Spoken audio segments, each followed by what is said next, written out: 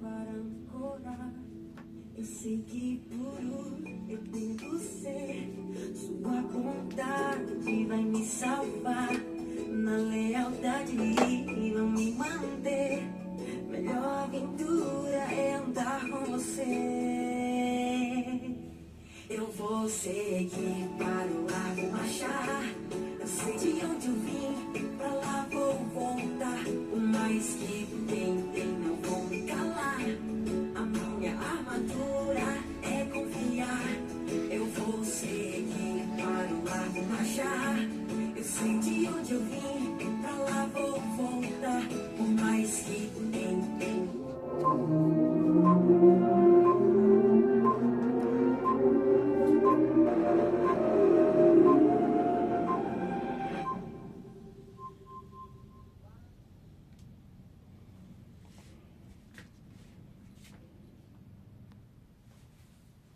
Fala amigo, fala amiga, fala empresário, fala meu amigo, minha amiga cuiabano, conectados aqui. Meu nome é Orivaldo Azevedo e esse é o Conectados 7 News, tá? É uma nossa tentativa de comunicar com você, de conversarmos com você as notícias do dia, né? Eu tentei aqui um tablet, né, meu tablet, para ver se a gente, porque no computador não quer abrir, né, as notícias do dia. Então amanhã eu vou trazer um técnico aqui, né, um menino que sabe tudo sobre informática, o Hugo Cell. Vou convidar ele, o Hugo, da Hugo Cell, que fica no Três Barras, né? Ele sempre que resolveu os problemas de computador aqui para mim e tal. O Hugo é brilhante, foi ele que instalou inclusive todas as plataformas de notícias para mim, Instagram, WhatsApp e tudo mais e tal. Apesar de eu não usar muito o Instagram, vou falar a verdade para vocês, eu não uso muito o Instagram, tá? Queria usar mais, mas eu sei que a juventude hoje, a maioria usa Instagram, né? Eu uso mais o YouTube, o Facebook, né? O WhatsApp, o Instagram. Eu estou aprendendo ainda a trabalhar com o Instagram, tá? E eu sei que você que é fã do Instagram, deixa eu... acho que o microfone não está indo muito bem, né?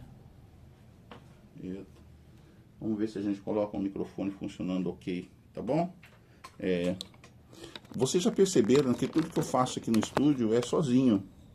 Eu não tenho uma pessoa assim que fica na produção para mim, né? Gostaria muito que um dia aparecesse alguém para me ajudar, né? Eu espero que em breve eu esteja com uma pessoa para me ajudar aqui. Uma pessoa que saiba muito bem de informática, né? De conhecimento de informática.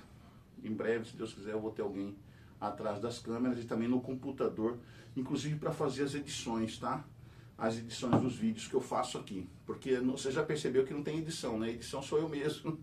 O que eu sei do elementar de gravação e tal. Não sou um ótimo editor, não sou um bom editor, tá? Porque editor ele coloca de tudo, né? Inclusive quando for colocar o QR Code, ele vai colocar de forma aí, né? Não vai ser aqui o QR Code assim, né? Vai ser mesmo assim na tela. Então tudo isso são coisas assim que a gente vai aprendendo devagarinho, tá bom? E aí logo logo eu vou ter um auxiliar ou uma auxiliar, né? Uma mulher maravilhosa que vai estar aqui atrás de mim, olhando para mim assim, e me ajudando. Eu espero muito, espero muito.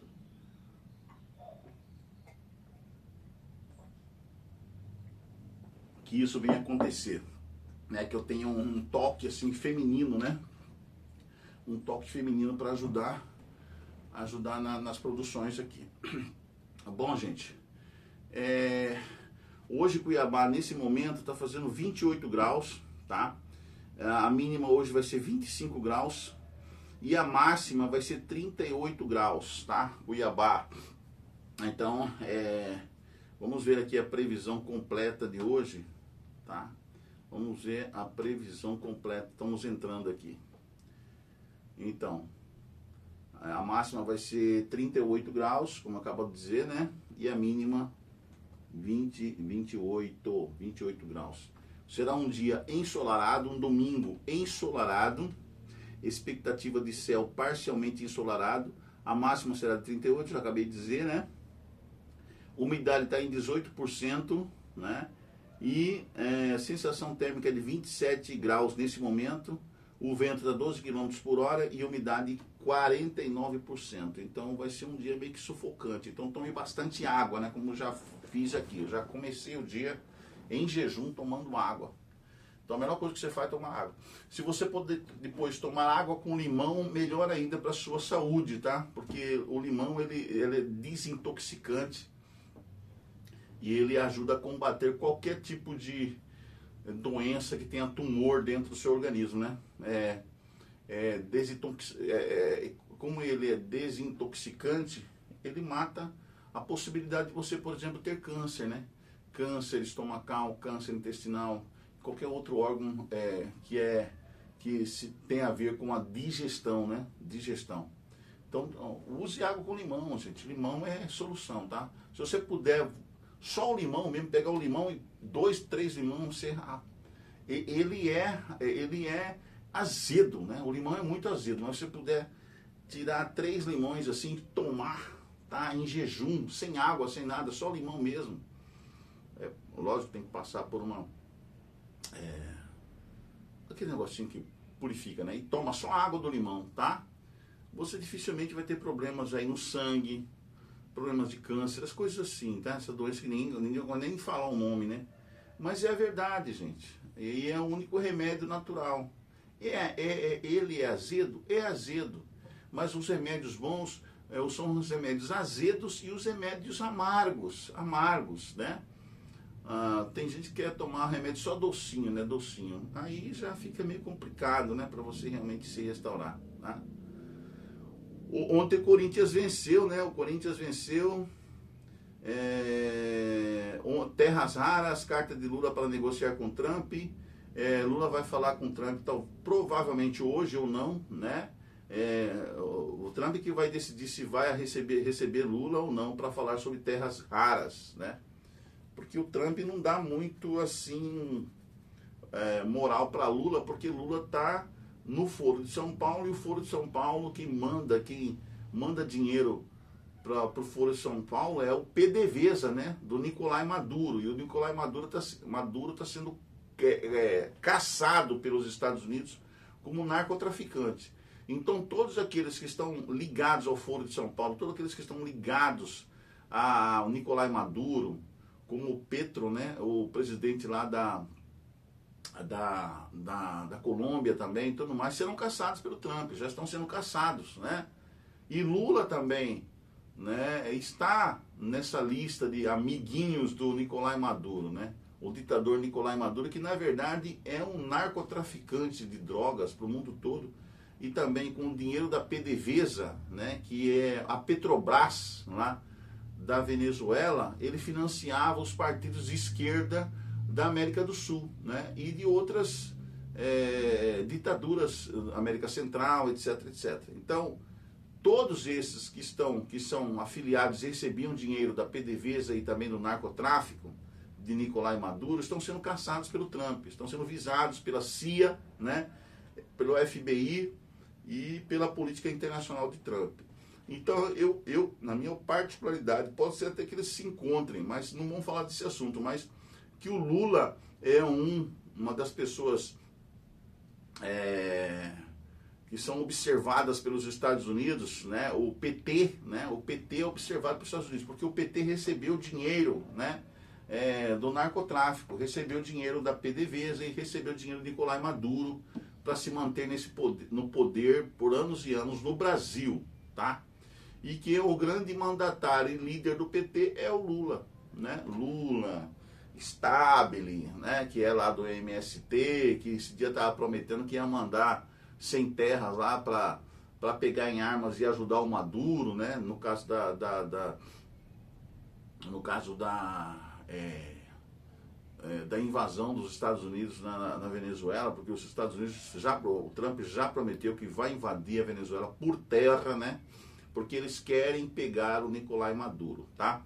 Eles querem prender o Nicolás Maduro.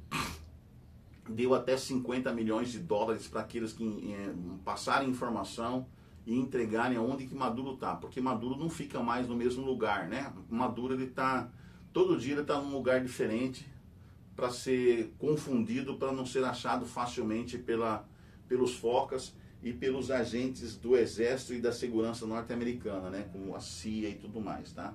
Mas é que nem aconteceu com Osama Bin Laden. Osama Bin Laden tentou fugir dos americanos por anos e anos, sempre também fugindo da mesma estratégia, tentando fugir, né, da perseguição dos Estados Unidos em relação a ele. E acabou que uma hora alguém entregou, ou eles descobriram por via satélite e tudo mais, aonde que estava o Osama Bin Laden, e o Osama Bin Laden foi pego, né, e acabou morrendo.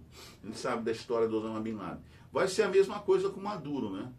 O Maduro se entrega, né, e faz delação premiada, né, delatando todas as pessoas que receberam dinheiro do narcotráfico e também da PDVSA, que eles financiou, né, os ditadores da América do Sul, os partidos que receberam dinheiro da América do Sul, ele vai meter a língua nos dentes, ele se entrega, ou então ele vai ser achado, né, pelos agentes americanos e será morto, né, ou preso ou morto.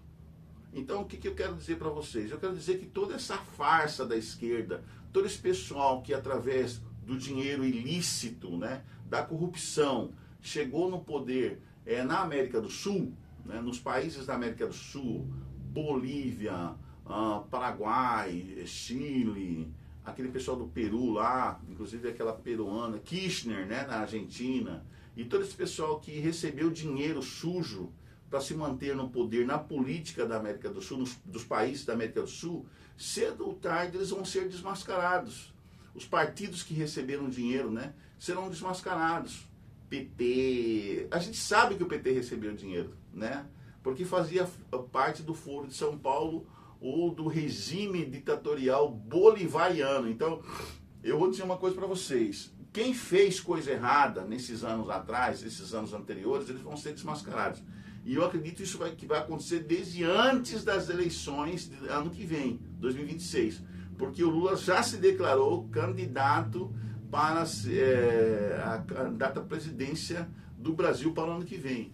E o povo da direita lá de cima, Estados Unidos e outros países mais, não vão querer que um cara da esquerda novamente sobreviva como político no Brasil. Porque eles vão desmascarar esses caras cedo ou tarde. Então, antes das eleições do ano que vem, a casa vai cair para a esquerda, Podemos, PT e outros partidinhos mais, né? A casa deles vai cair. É só questão de tempo. Então, é por isso que os agentes norte-americanos estão cada vez mais, numa corrida, lutando contra o tempo, né? Para derrubar a esquerda maldita que recebeu dinheiro, propina, né? Para se manter no poder. E aí vai cair aqui no Brasil, consequentemente, vai cair o Dino, o Xandão, né? E outros mais que foram indicados por partidos de esquerda para ocupar o STF, tá? Então é questão de tempo, vai cair, né? Eles já sabem que vão cair, já estão começando a ruir, o castelo deles está começando a ruir, já cair, está cheio de trinca nas paredes e tal, e eles já perceberam que a casa deles vai cair, então eles estão fazendo de tudo para acelerar os julgamentos, para tentar impedir que algum candidato da direita chegue ao poder no Brasil, né? E a direita mundial está lutando, né? O poder político da direita mundial está lutando para acelerar as coisas, para derrubar a esquerda. Então, nós estamos numa guerra polarizada. E aí o povo ainda que não percebeu isso, inclusive da grande imprensa, né? Tem gente que da grande imprensa fica na ilusão, porque tem muitos jornalistas da grande imprensa que é de esquerda, que é comunista, que é socialista, e é de esquerda mesmo, né? E esse pessoal ainda não entendeu que é uma luta, né, da direita contra a esquerda mundial. E aí nós aqui, o povo comum, simples, como eu e você, ficamos no meio dessa guerra, né, direita contra a esquerda. E aí tem muitas pessoas que ficam em cima do muro e falam, eu não sou direita nem esquerda, eu sou do centrão. Como se isso valesse alguma coisa, porque o centrão sempre, ele se sai bem apoiando o governo que entrar, ou de esquerda ou de direita, né? O centrão sempre está ali em cima do muro, tá? O centrão é assim, tá? Os isentões, o pessoal do centrão, né? não toma posição para nenhum lado.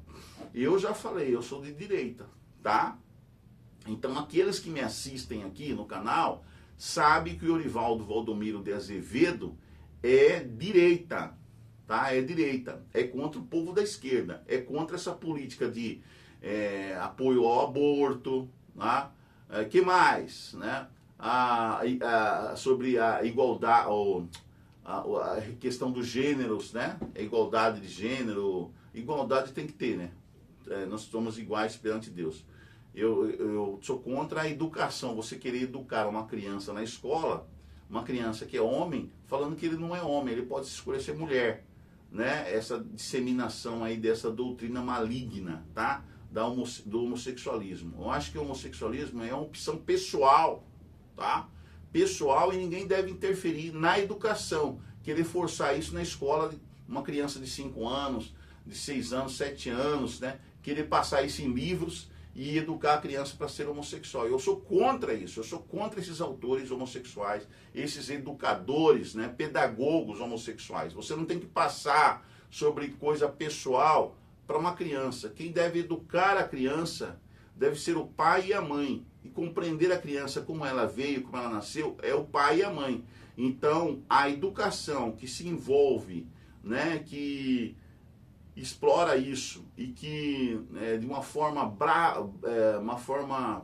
agressiva, né, leva a criança para tomar as decisões referentes à individualidade dela, eu sou contra isso, tá? A disseminação dessa coisa de mudança de gênero, tá?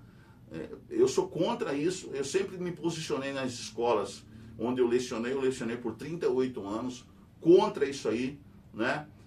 Você sendo homossexual ou não, né? Você deve ser contra essas coisas, porque quem tem que decidir sobre a vida sexual da pessoa é ela própria, né?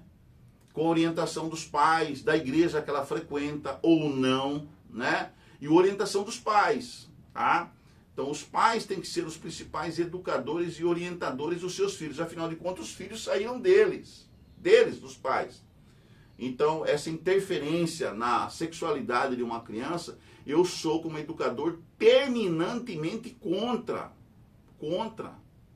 Tá? Então, toda vez que vinha um colega, professor também, pedagogo muitas vezes, ou também na área de história, de sociologia, de filosofia, falar sobre esse assunto, tanto na sala de professores quanto na sala de aula, e os alunos me falavam, olha, o professor esteve aqui, ele passou a aula toda, o momento todo dele falando sobre sexualidade, e ele não passou a matéria para nós, professor. Eu pegava a aula seguinte, né? Ele não falou nada sobre a matéria, o conteúdo programático que está aqui nos nossos livros, que está aqui nas nossas apostilas, entendeu? Ele não falou nada, só falou sobre sexualidade. Ele é homossexual e começou a falar sobre homossexualismo, não sei o que, sabe? Falando da vida pessoal dele para nós. Os alunos mesmo me contavam. Eu falava, cara, que absurdo é esse? Que absurdo é esse? Então, por isso que eu digo para os pais, prestem bastante atenção na escola onde você está matriculando o seu filho, a sua filha. Porque o seu filho e a sua filha pode estar sendo conduzida, a criança não tem ainda uma formação, uma percepção, ela não está ainda com a intelectualidade e com o emocional dela maduro, né? Então, às vezes, o professor, a professora, está conduzindo o seu filho para uma vida não muito agradável para você e para sua família e para ela própria, a criança. Entendeu? Então, às vezes, a pessoa está infeliz, está frustrada, está numa crise existencial e quer passar essa frustração, essa crise existencial para as crianças, os alunos na sala de aula. Então, os pais têm que prestar atenção na escola e quem são os professores dos seus filhos. Isso é responsabilidade dos pais, porque vocês são os tutores, vocês são os guardas da sanidade mental e do emocional e da alegria e da felicidade dos seus filhos. Tá? Então essa questão do homossexualismo tem que ser uma decisão da pessoa quando ela já está madura, quando ela já é uma adulta, ou está passando do estágio da infância para a idade adulta. Tá bom? Porque só ela sabe agora o que ela vai sofrer na vida. a normalidade da vida dela, ou a normalidade, normalidade ou anormalidade da vida dela. Entendeu? Ela que vai escolher o caminho que ela vai seguir. Então, professor, ele não deve interferir nisso. Não deve. Esse não é o trabalho do professor. Professor de história, o conteúdo dele é história. Professor de sociologia, o conteúdo dele na sala de aula, programático dele, é sociologia. O professor de filosofia, a mesma coisa. A professora de português é a mesma coisa, a língua portuguesa. De inglês é a língua inglesa. Geografia é a geografia.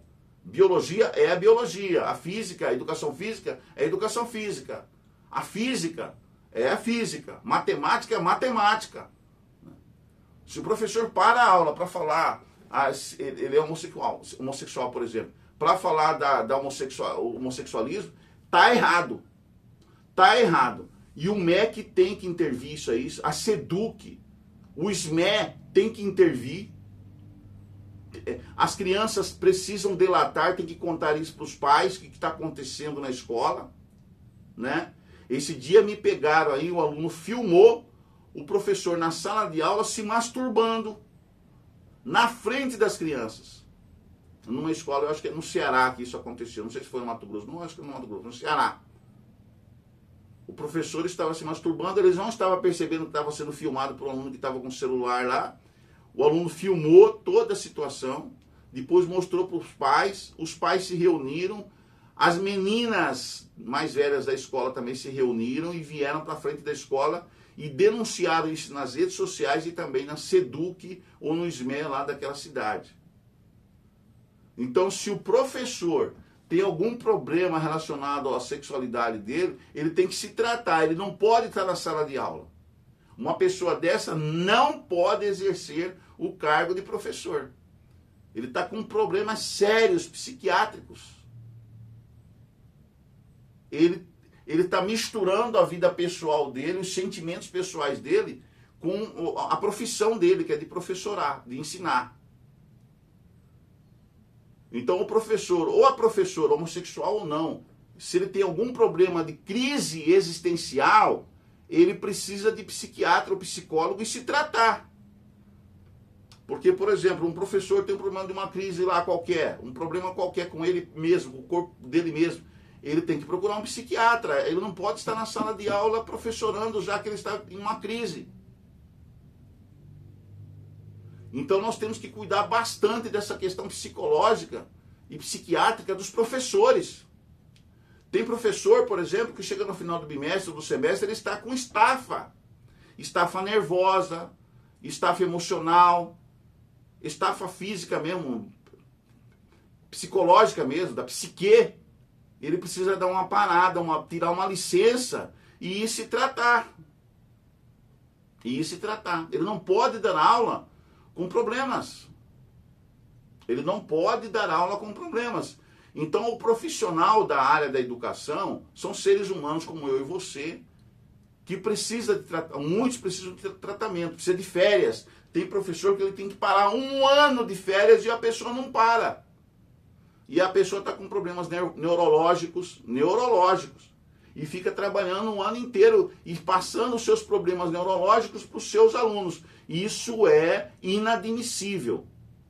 Isso é absurdo. O cara tem que parar, pega 1 ano de férias e tratamento para se curar, para depois voltar para a sua profissão, para a sala de aula. Você pode pegar uma licença enquanto educador, enquanto estiver afiliado à SEDUC.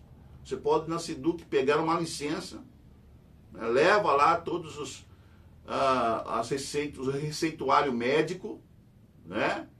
Tudo que o médico lhe passou de prognóstico, de diagnóstico e tudo mais, e vai se tratar, meu irmão.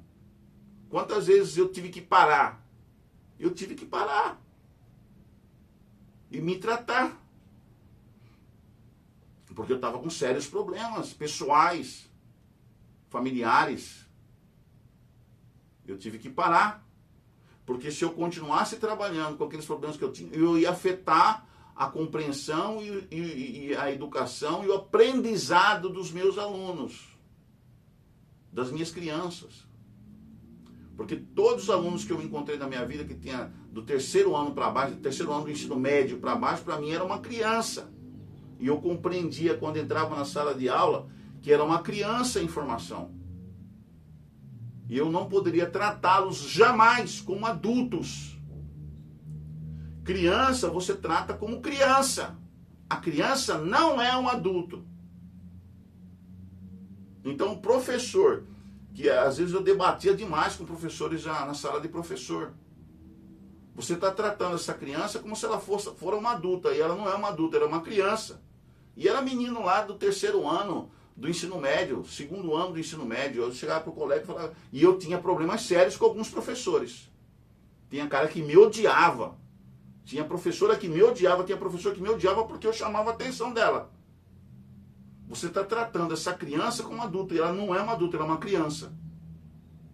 Ela está ainda em formação. Ela não fez um curso universitário. Ela não é uma adulta ainda, não passou dos 18, 19 anos. Não é uma pessoa de maior, é de menor. Então o de menor, a criança, você tem que tratar como de menor e criança.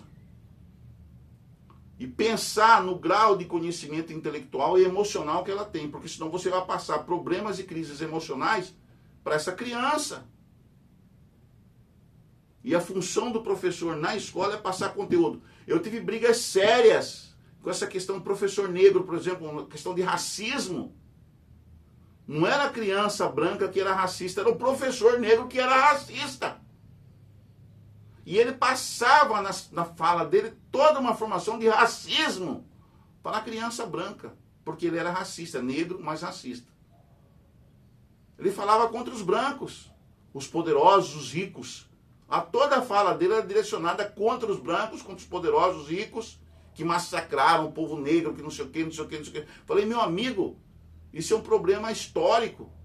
Você não pode passar essa situação para as crianças sobre racismo. Racismo é uma coisa que você passa para os outros. Eu sou negro. Eu nunca me considerei branco. Tanto é que quando eu morei nos Estados Unidos, eu morei num bairro de negro. Eu morei no estado de Nova York. E eu morei num bairro de negro. Porque eu sou negro. Eu não tenho pele branca. Tá? Então eu falava para ele, professor aqui no Brasil. Cara, você não pode passar os problemas do racismo para uma criança na sala de aula. Quando você for estudar sobre esse assunto, você tem que estudar de maneira histórica. Como que se deu tudo isso na história. E não passar sua mágoa de um negro racista para as crianças que são brancas. Porque tem muitas crianças brancas aqui, de olhos claros, e branco mesmo, loirinho mesmo, que veio de família, os pais todos são brancos, loirinhos, e tudo mais assim por diante.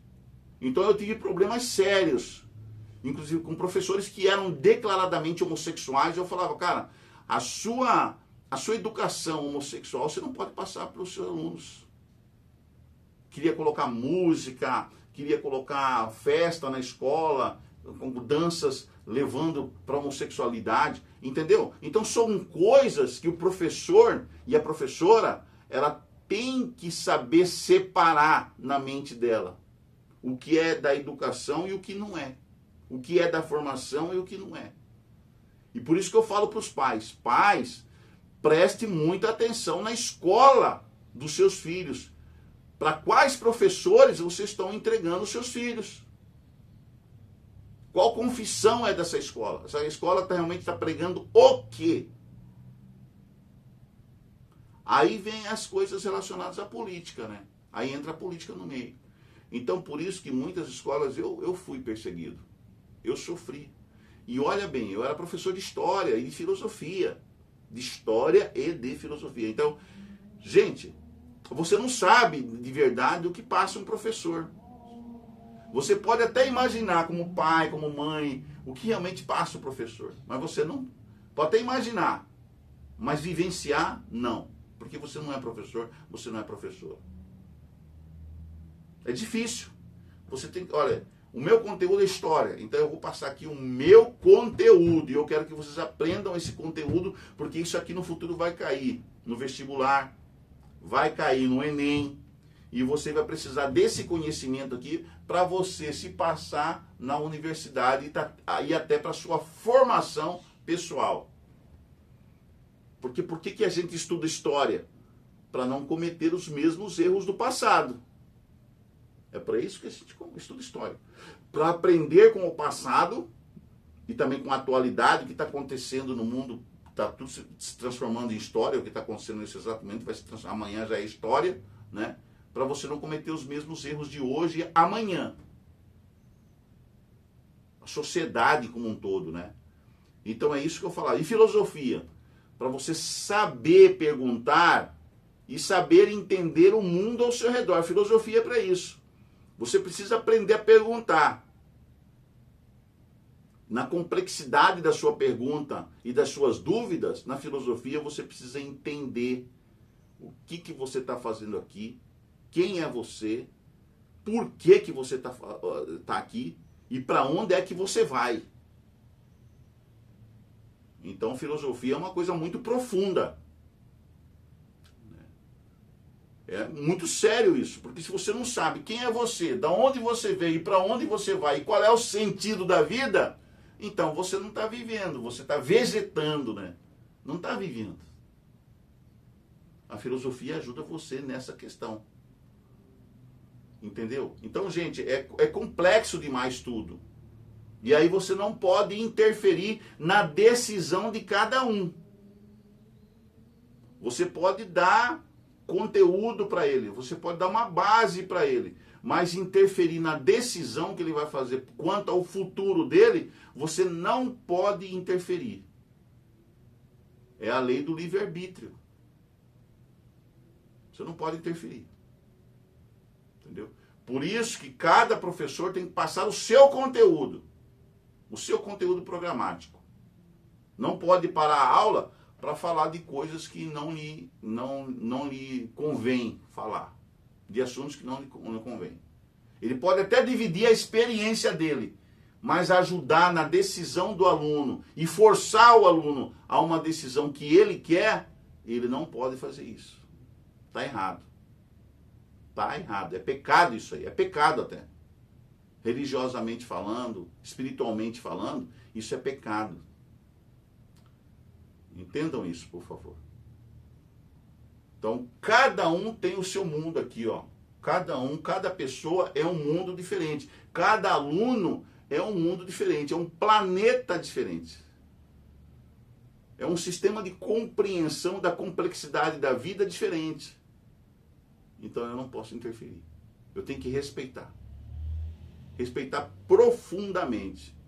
Por isso que eu digo aos pais, prestem atenção na escola que você está matriculando seu filho. Quem são os professores do seu filho? Porque isso é muito importante para a formação e decisões do seu filho para o futuro, para a felicidade dele no futuro. Compreendem? Então, gente, eu acho que eu já falei demais, né? Eu falo pra caramba. O cara que fala, até uma amiga minha falou, rapaz, quem falou que você é caladinho, né? Eu falei até brincando com ela, falou, rapaz, você não sabe, eu sou tímido. Ela começou a rir, a dar gargalhada. Você é tímido?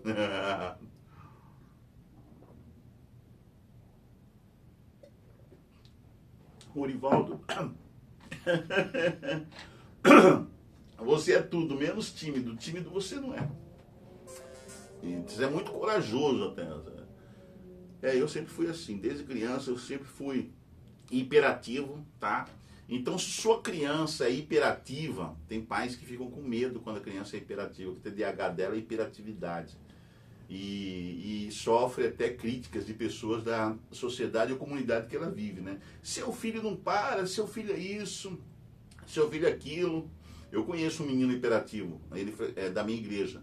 E eu, quando olho para ele, eu me vejo quando tinha a idade dele, porque eu era exatamente como ele é quando tinha a idade dele. Eu era hiperativo, eu não parava para nada. Eu não sou aquela criança que fica sentado assim, ouvindo historinha, né? Eu queria participar da história. Entendeu? Eu queria estar ali, eu corria para lá e para cá, eu não parava. Eu era hiperativo. E muito inteligente. Se você me desse qualquer livro, qualquer coisa para estudar, para ler e para passar para outras crianças, eu passava. Entendeu? Eu lia em poucos minutos, em poucos instantes, e já passava tudo que eu aprendi no livro, passava para outras crianças. Eu sempre fui assim. Então, hiperatividade. Se seu filho é hiperativo, sua filha é hiperativa, é um dom de Deus, tá? É um presente de Deus para você e para sua família. Não é uma criança má, não é, tá? É uma criança que está, talvez tenha uma coisa aqui, o pessoal chama de QI, né? QI avançada, ela tem um QI a mais que os outros demais, né? Que ela gosta de ler, que ela gosta de saber, ela quer ver coisas, ela aprende de tudo, você bota na frente dela, ela aprende. Se você botar matemática, ela vai aprender matemática. Se você botar história, ela vai aprender história. Se você é uma criança especial, diferente. Então, você incentiva a sua criança, né? Incentiva ele. Ele gosta de geografia, ele gosta das bandeiras, estudar sobre os países e tal. Incentiva ele, compra livros nessa área, leva ele para exposições a respeito dessa área. Incentiva ele a conhecer todas as bandeiras de todos os países do mundo.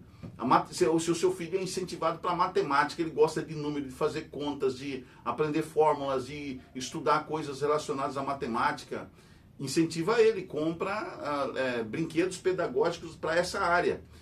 Se ele gosta da cosmologia, ele gosta da astronomia, ele gosta de estudar estrelas, espaço, planetas, cara, incentiva ele, é seu filho, é o dom de Deus, um presente de Deus que ele deu para você, né? Então incentiva nessa área, vai para essa área, gosta de livros desde pequeno, gosta de estudar, gosta de ler, gosta de desenhar, compra livros, compra desenhos, material de desenho para ele desenhar, para ele trabalhar com as cores e tal.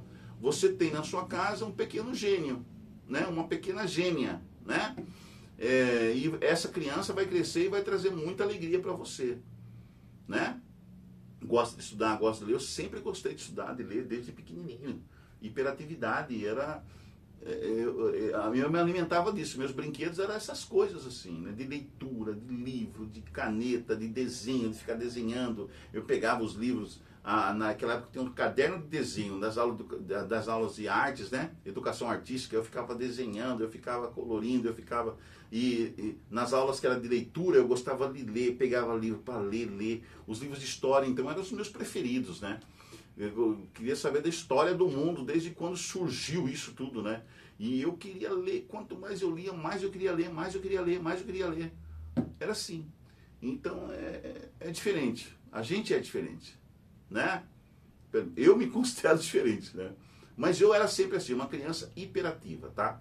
Então, se você tem um filho ou uma filha hiperativa, incentive seu filho. Descubra qual que é a área que ele ama, que ele gosta, incentive ele. Se é esporte, ele gosta de bola, futebol, incentiva seu filho. Ele vai ser um grande jogador no futuro. Vai trazer muita alegria para você, né? Jogador de futebol. Se é artes marciais, ele gosta de judô, taekwondo ou karatê, se lá alguma coisa, incentiva, bota nos grandes professores de judô, taekwondo, de lutadores que tem na capital, na cidade. Incentiva seu filho, porque é para essa área que ele vai, né? E assim vai, gente. Ele vai trazer muita alegria para você, com certeza. Um dia você vai ter orgulho de ser pai ou mãe daquela criança que agora já é um adulto, né? Já é uma pessoa bem sucedida no que ele quis, no que ele se propôs para ele na vida. E é isso, né? Bom, Cuiabá, um abraço pessoal de Água Fria, Marzagão, Rosário Oeste, Jangada. Os melhores pastéis do Mato Grosso está em Jangada, não é isso? Campo Verde, Barão de Melgaço, Puconé, Jaciara, Cáceres, minha cidade linda de Rondonópolis, né? Primavera do Leste, Planalto da Serra, Paranaíta, Vila Paredão, Novo São Joaquim, Estrela do Leste, Tangará, né? Cáceres, minha querida Porto Esperidião, né? Onça Preta, Pedra Preta, e vai um monte de lugares maravilhosos, né? Aqui no Mato Grosso. A cidade linda de Sorriso, de Sinop, Sapezal, Diamantino, eu já falei Tangará da Serra, Brás Norte, né? Rosário Oeste, Santa Joana, eu já falei, né? Onça Preta, São Joaquim, Novo São Joaquim, já falei Vila Paredão, Araguainha, Ribeirãozinho, Barra do Garças, Nova Chavantina e o Vale do Guaporé ali, né? Vila Bela da Santíssima Trindade, ali no Vale do Guaporé, né? Do Rio Guaporé. Primeira capital de Mato Grosso, em Vila Bela da Santíssima Trindade ali. Faz divisa ali com a Bolívia praticamente, né? Perto da Bolívia. Então, Taiamã, Itiquira, né? Porto Jofre. Então, toda essa região, um abraço para todos vocês. Minha querida Sinop, a capital do Nortão, né? Sinop. Sinop é linda, gente. E tem muita gente linda lá em Sinop. Você vai a Sinop, você fica assim... Tem muita gente bonita, né? Parecida com Rondonópolis. Rondonópolis também tem muita gente bonita, muita moça bonita. Eu vou lá e meus olhos se deliciam, né? Orivaldo, toma juízo, guri. Né? Orivaldo. Eu posso, né, gente? Eu sou solteiro, então eu posso, né, achar gente bonita. Lavouras, Arruda, cidade Nova Brasilândia, já falei, né? Tapirapuã, Barra do Bugres, Porto Estrela, Bezerro Branco, Cabocla, né? Cangas, eu já falei Poconé, ô povo lindo, Poconé. O jeito de falar do poconiano é muito divertido, né? É o cuiabano, vamos dizer, o cuiabano raiz, né? É o poconiano. Já falei de Tangará da Serra, né? Já falei de Porto Jofre. Sim, Fé, né? A cidade de Fé, Nova Brasilândia, Primavera do Leste, Poxoréu. Poxoréu é a terra do diamante, né? Ainda se encontra diamante em Poxoréu, né? Jaciara, Campo Verde, Boa Vista, Jarudoré, né? Olha, gente, ainda se encontra muita coisa maravilhosa por aí, tá? Então, todas essas regiões, tem várias outras regiões que eu gostaria de falar mais sobre, né, sobre esses lugares lindos de Mato Grosso. Itanorte, Nova Lacerda, Rio Branco, Pontes e Lacerda, né, Nova Mutum, Juara, Juína, e também, né, Porto dos Gaúchos. Eu morei 1 ano em Porto dos Gaúchos, né, há muitos anos atrás. Minha filha era pequenininha quando nós moramos em Porto dos Gaúchos. E eu fui professor lá em Porto dos Gaúchos, né? Fui professor na escola, lá tinha escola adventista na época, hoje não tem mais. Mas eu fui professor na escola estadual lá, só não cheguei de ser professor na escola municipal, mas na escola estadual eu fui professor lá. Fui professor de inglês na época, de inglês, língua inglesa. E aí, é isso aí, gente. Tanto lugar bonito, né? E aí fora do estado de Mato Grosso também tem lugares lindíssimos no Pará, em Rondônia, né? No Amazonas, lá em Roraima, né? No Acre, né? Nortão aí do Brasil afora, né? Lá também no Nordeste. Eu morei em São Luís do Maranhão, eu morei na Bahia, eu morei em Feira de Santana e morei também em Salvador. E eu acho a Bahia linda, o povo lindo, o povo maravilhoso, né? A Bahia. Morei em São Paulo, 10 anos em São Paulo, hein? Morei em São Caetano do Sul. Amo São Caetano do Sul. Tenho muitas saudades de São Caetano, de São Paulo. Visitei todos aqueles museus de São Paulo, andei em todos esses lugares históricos de São Paulo. Comi em bons restaurantes em São Paulo. Eu sempre ia para o Ibirapuera, né? Gostava muito das coisas de São Paulo. São Paulo é linda, São Paulo é maravilhosa, São Paulo tem os metrôs, né? Tem o transporte público que às vezes dá problema, né? É muita gente numa cidade só. Mais de 6 milhões de pessoas vivem em São Paulo e ali no ABCD, né?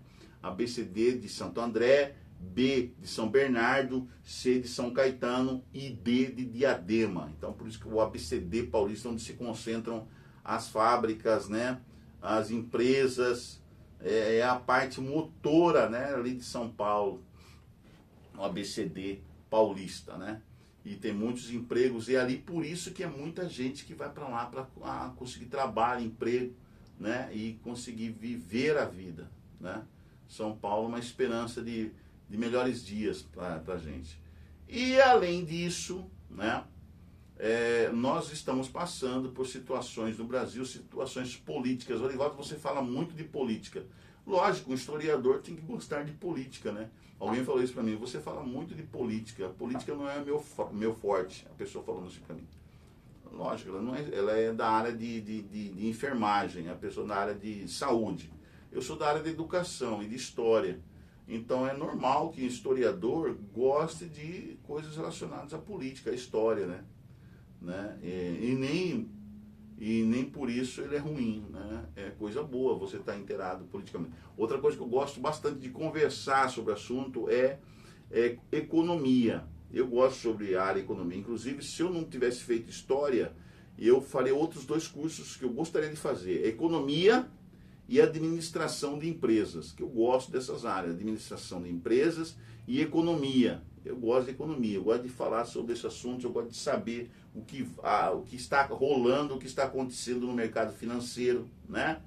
E é muito importante que a gente também tenha bastante conhecimento dessa área, né? Dessas áreas aí.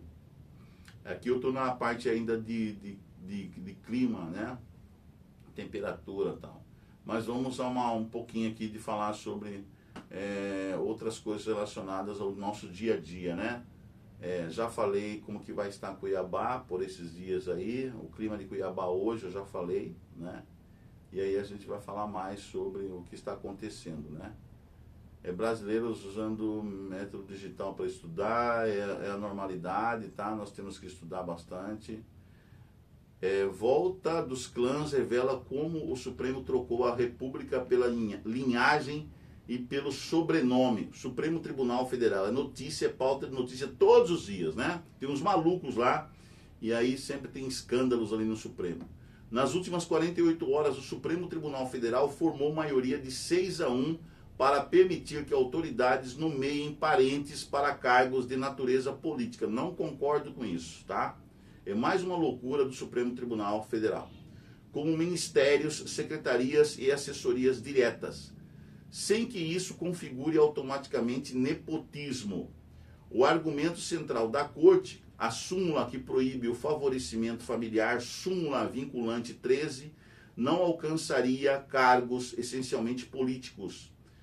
Soa técnico, equilibrado, até racional, mas por trás dessa verniz jurídico, o que se erige é um perigoso monumento ao auto-engano institucional, uma fantasia revestida de formalidade legal.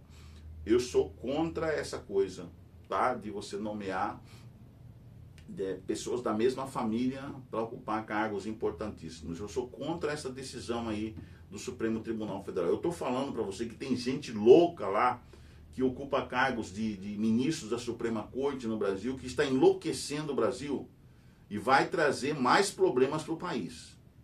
Eu não tenho dúvidas quanto a isso, muito mais problemas ainda.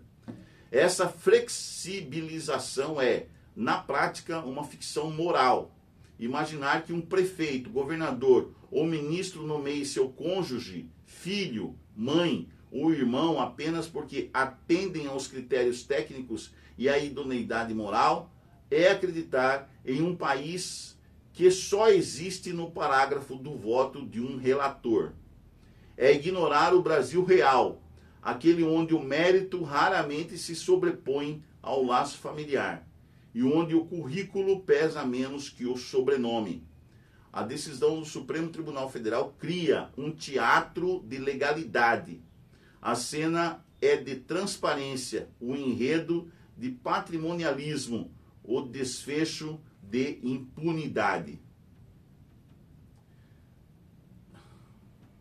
Vamos continuar. A Corte repete com toga e eufemismo o argumento da exceção que engole a regra. Diz que a nomeação será legítima se houver qualificação técnica. Mas quem, afinal, auditará isso com independência? Que órgão aferirá de forma objetiva que um secretário municipal ou ministro indicado por laços de sangue foi escolhido pelo saber e não pelo DNA?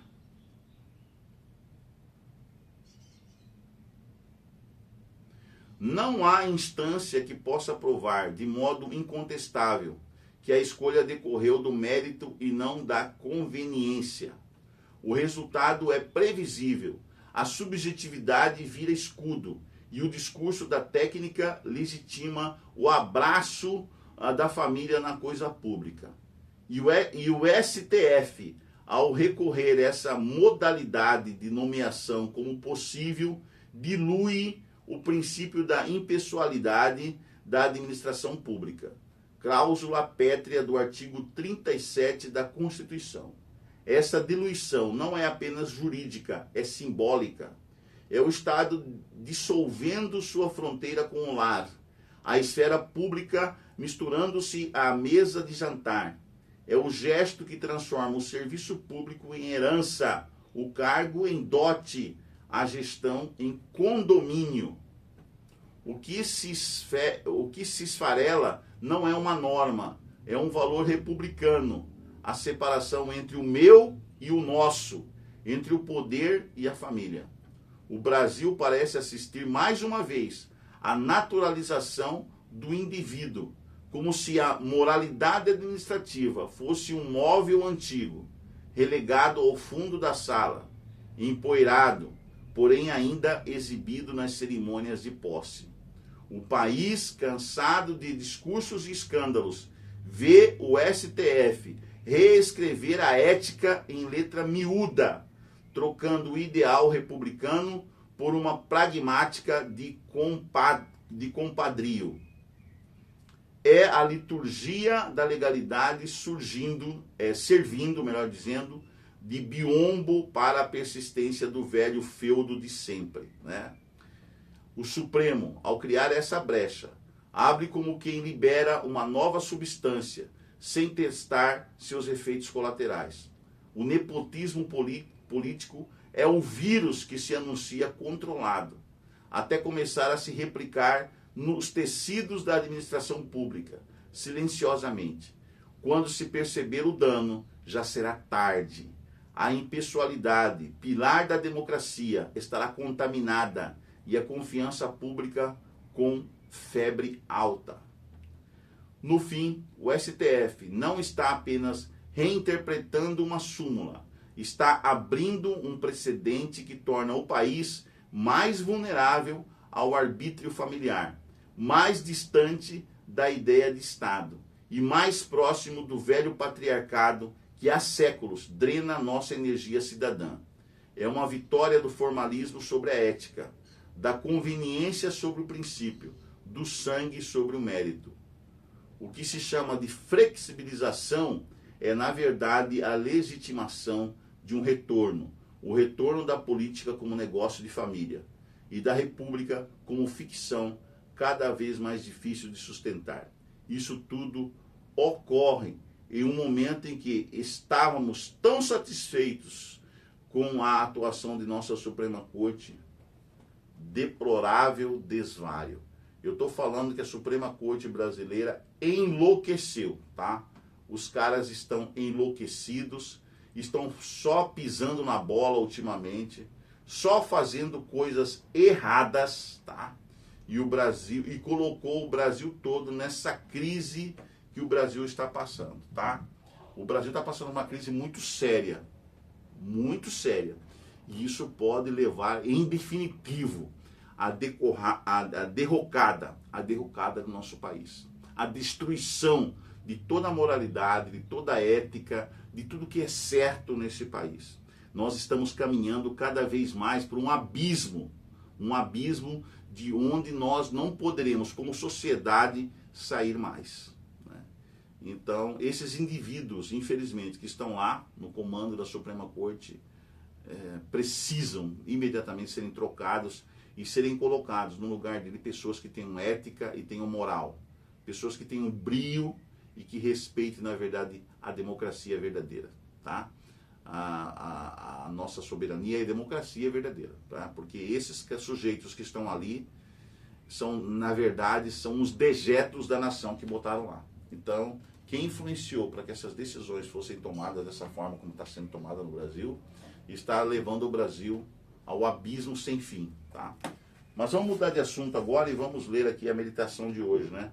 Hoje, domingo, dia 26 de outubro, hoje está falando sobre genealogias, tá? O Rodrigo Silva aqui, que é o autor da meditação do devocional diário, meditação matinal, Descobertas da Fé. O tema dele é genealogias. E o texto de abertura, o texto bíblico é Mateus capítulo 1, verso 1. Livro da genealogia de Jesus Cristo, filho de Davi, filho de Abraão. Antes de começarmos, vamos fazer uma oração. Querido Deus, querido Pai, nesse momento, Senhor, pedimos a interferência do Teu Santo Espírito em nossa mente, em nossa compreensão sobre tudo da vida, Senhor, e ilumina-nos, inspira-nos, e move, Senhor, o nosso coração e a nossa mente com o Teu Santo Espírito e nos faz mais do que vencedores em Cristo Jesus. Perdoa os nossos pecados, fortaleça cada vez mais a nossa fé em Ti, pelos méritos de Cristo Jesus. Amém. Amém. Vamos à leitura de hoje. Com raras exceções, genealogias não interessam às pessoas comuns. Dificilmente queremos saber quem foi o tataravô de um colega. Por exemplo, talvez por isso nosso RG se limite a apresentar apenas o nome de nossos pais. Mas no Oriente, desde os tempos bíblicos até hoje, é importante saber quem são os ancestrais. É comum os beduínos do deserto citarem de cor entre 10 e 14 gerações de seus antepassados. Eu mesmo vi isso quando estive com os Hawaiis, no deserto de Baiuda, no Sudão. Para eles, não dá para saber quem você é se não souber de onde você vem. Conhecer a ancestralidade pode salvar uma criança que se perde. Diferentes clãs podem compartilhar uma linhagem comum, o que pode facilitar o encontro caso desconhecidos a encontrem. Foi assim que Rebeca se apresentou para o servo de Abraão, Gênesis capítulo 24, 24, e Jacó para Raquel, Gênesis 29, 12. Na Babilônia, as linhagens garantiam direitos e privilégios aos chamados Mardani, ou filhos dos ancestrais. A genealogia era mais valorizada do que a individualidade, e o mesmo ocorria com os hebreus. Podemos observar isso na preocupação de Esdras e Neemias em resgatar as genealogias dos que retornaram do exílio. Esdras 2, 29 a 63, 10, 9 a 14 e Neemias 13, 23 a 28. O que podemos aprender desse costume oriental? A importância de saber quem realmente somos. Psicólogos recomendam que os pacientes avaliem a árvore genealógica de sua família. Isso permite aprofundar as raízes inconscientes que explicam muito de sua angústia. A psicogenealogia parte do pressuposto de que uma pessoa pode carregar o fardo emocional de seus ancestrais, o que afeta significativamente seu presente. Além disso, em um contexto espiritual, reconhecer nossa ancestralidade de fé revela nossa identidade e pertencimento. Desde a infância, somos ensinados a decorar nosso nome completo, os de nossos pais e o endereço de nossa casa. Por quê? Para que, se nos perdermos, saibamos para onde voltar. Você está perdido, longe de casa? Volte-se para o nosso Deus, porque é rico em perdoar. Isaías 55, 7. Saber de onde viemos e quem somos nos dá a certeza de para onde iremos. É mais ou menos o que eu falei em relação à história, né? Por que deve-se aprender história, né? É isso aí, né? É muito importante você saber quem é você, de onde você veio, e você ter já um prognóstico para onde que você vai, né? A lição não está por aqui, né? Deve estar no outro compartimento, não está aqui no estúdio, mas vamos ficar só com a meditação hoje, né? Já conversamos bastante hoje. Eu espero que você tenha gostado do programa hoje, né? Hoje nós vamos gravar aqui nesse estúdio, se Deus quiser, se ele vier, né? Um podcast sobre colchões, sobre fabricação de colchões. E colchões que dá para você um tratamento na área da coluna mesmo, né? De toda a sua vértebra, e te traz saúde, né? Saúde permanente, para você viver lá uns 100 e tantos anos, né? Já que nós temos agora a condição de vivermos bem, né? Então precisamos dormir bem também, né? Andarmos bem, fazer exercício, comer as comidas corretas, as comidas que se deve comer, né? E também dormir bem. É muito, você fica 8 horas na cama, né? 6 a 8 horas na cama. Então é importante que você tenha um colchão que te dê um conforto e e traga saúde para você, não doenças, né? Então nós temos que trocar o colchão. Eu sou adepto de trocar o colchão de 2 anos, 3 anos. No máximo o colchão fica comigo. Depois eu jogo fora e compro outro. E agora vem um rapaz aqui, ele faz parte da empresa Engenheiros do Colchão, né? Engenheiros dos colchões, é isso mesmo. Ele vai falar sobre esse assunto e a importância desse assunto à nossa saúde, né? A nossa saúde física.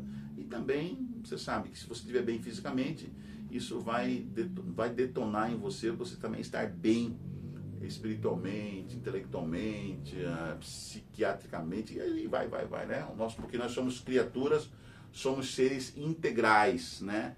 Somos seres holísticos, então é uma integralidade. Eu tenho que estar bem fisicamente para estar bem intelectualmente, para estar bem emocionalmente, e aí assim vai, tá? Um bom dia para você, um bom domingo, né? Hoje, domingo 26 de outubro, está terminando o ano, né, gente? Está terminando outubro, daqui a pouco estamos em novembro, o novembro azul, né? Todos os homens têm que procurar tratamento e ir fazer os seus exames anuais, tá? Para prevenir doenças. É melhor prevenir do que remediar, tá?